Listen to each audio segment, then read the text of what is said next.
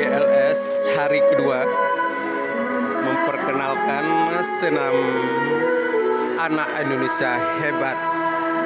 Nah, ini semua murid baru SD Negeri 22 Banda Aceh.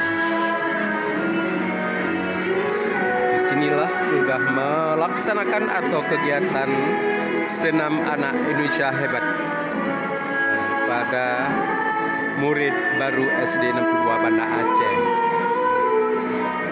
Ini instrukturnya dari abang-abang ya.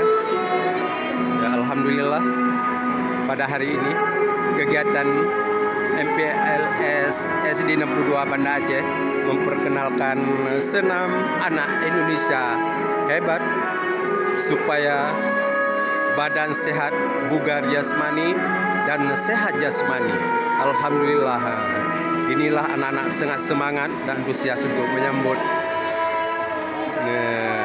dah tenang nyaman dalam lingkungan sekolah SD Negeri 62 Banda Aceh.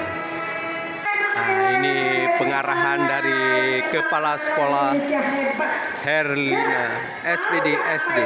Ini pengarahan tentang dia bangun pagi Pak, itu dia